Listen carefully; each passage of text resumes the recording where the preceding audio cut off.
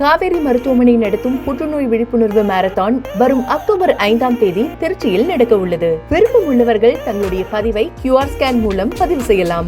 ஜோலார்பேட்டையில் எடப்பாடி பழனிசாமி உரையாற்றி வருகிறார். காட்சிகளை பார்க்கலாம். அந்த மக்களுக்கு அற்புதமான கான்கிரீட் வீடு கட்டி கொடுக்கப்படும். இப்ப இருக்கிற வீடு மாதிரி நினைக்காதீங்க. இப்ப இருக்கிற வீடு மாதிரிலாம் இல்ல, தரமான வீடு.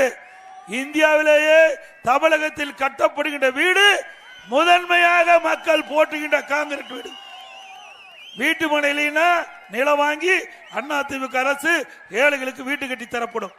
அதே போல பொன்முனச்சம்பல் புரட்சி தலைவர் எம்ஜிஆர் இருக்கின்ற பொழுது பொங்கல் அன்று எல்லா குடும்பத்தைக்கும் விலையிலா வேட்டி சீலை வழங்கினாங்க.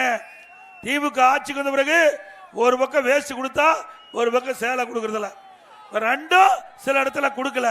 அண்ணா திமுக ஆட்சிக்கு வந்த பிறகு பொங்கல் அன்று எல்லா ரேஷன் அட்டைதாரருக்கும் விலையில்லா வேஷ்டி விலையில்லா சேலை தரமாக வழங்கப்படும்.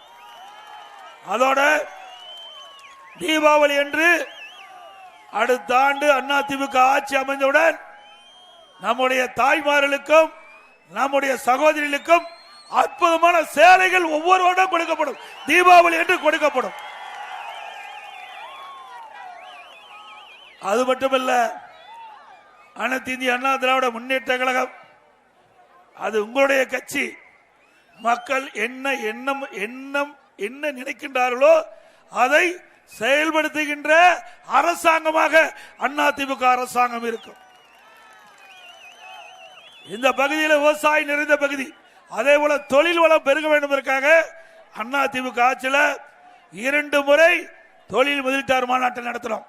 அம்மா இருக்கின்ற பொழுது 2015 சென்னையில் தொழில் முதலீட்டாளர் மாநாட்டை நடத்தி சுமார் 2,42,000 கோடி தொழில் முதலீட்டு ஈர்க்கப்பட்டு 98 புரிந்துணர்வுகள் போடப்பட்டு பல்லாயிரக்கணக்கான பேருக்கு வேலை வாய்ப்பை உருவாக்கி தந்த அரசு அதிமுக அரசாங்கம்.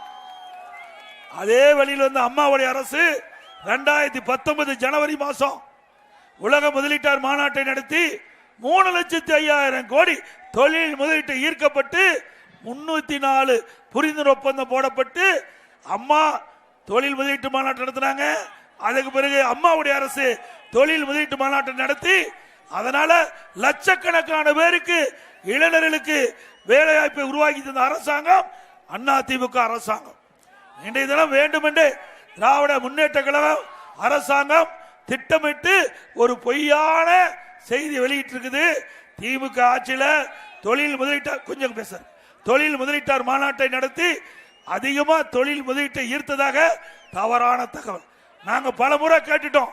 சட்டமன்றத்திலையும் பேசியாச்சு, பொதுக்கூட்டத்திலையும் பேசியாச்சு. அந்த இறப்பா கொஞ்சம் பேசாத இருப்ப தம்பி, பேசும்போது குறுக்க பேசுறது. அதோட அதிமுக ஆட்சியை பொறுத்த வரைக்கும் மக்களுக்கு என்ன தேவை என்பதை தெரிஞ்சோம். இன்றைக்கு அதிமுக ஆட்சி இருந்த காரணத்தினாலதான் இன்றைக்கு படித்த இளைஞர்களுக்கு இந்த தொழில் முதலீட்டின் மூலமாக புரிந்துணர்வு ஒப்பந்தம் மூலமாக பல தொழிற்சாலைகள் இன்றைய தினம் நிறைவடைந்து வேலை வாய்ப்பு நம்ம இளைஞர்களுக்கு கிடைத்துக் கொண்டிருக்கின்றது. அதையும் அதிமுக ஆட்சியில் தான் கொடுத்தோம். அது மட்டும் இல்ல, கொரோனா காலம் 1 வருடம் மக்களுக்கு வேலை வாய்ப்பு இல்லை. அந்த காலகட்டத்தில் கூட ரேஷன் கடையில் விலையில்லா அரிசி, விலையில்லா சர்க்கரை, விலையில்லா எண்ணெய் ஓராண்டு நம்முடைய மக்களுக்கு தந்த அரசாங்கம் அதிமுக அரசாங்கம்.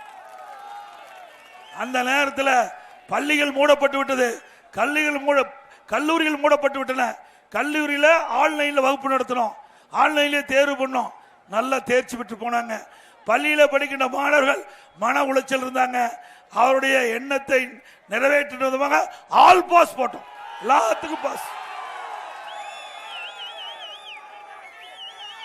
அதே போல இன்றைய தினம் அனைத்து இந்திய அண்ணா திராவிட முன்னேற்ற கழக அரசு இருக்கின்ற பொழுது கிராமத்தில் இருக்கிற நம்முடைய மாணவ மாணவிகள் எல்லாம் விவசாயிகள், விவசாய தொழிலாளி, ஏழை தொழிலாளி குடும்பத்தை பிறந்த மாணவ திருப்பத்தூர் ஜோலார்பேட்டையில் எதிர்க்கட்சித் தலைவர் எடப்பாடி பழனிசாமி பேசி வரும் காட்சிகளை பார்த்தோம். திமுக ஆட்சியில் விலைவாசி உயர்வு விண்ணை முட்டும் அளவுக்கு உயர்ந்து விட்டதாக எடப்பாடி பழனிசாமி பேசியிருக்கிறார். அதிமுக ஆட்சியில் கொண்டுவரப்பட்ட தொழில் முதலீடுகள் குறித்தும் வேலைவாய்ப்புகள் குறித்தும் பேசிய காட்சிகளை பார்த்தோம். அவர் பேசியதை பின்னர் வரும் செய்தி தொகுப்புகளில் விரிவாக பார்க்கலாம். காவேரி மருத்துவமனை நடத்தும் புற்றுநோய் விழிப்புணர்வு மாரத்தான் வரும் அக்டோபர் 5ஆம் தேதி திருச்சியில் நடக்க உள்ளது. விருப்பம் உள்ளவர்கள் தங்களுடைய பதிவை QR ஸ்கேன் மூலம் பதிவு செய்யலாம்.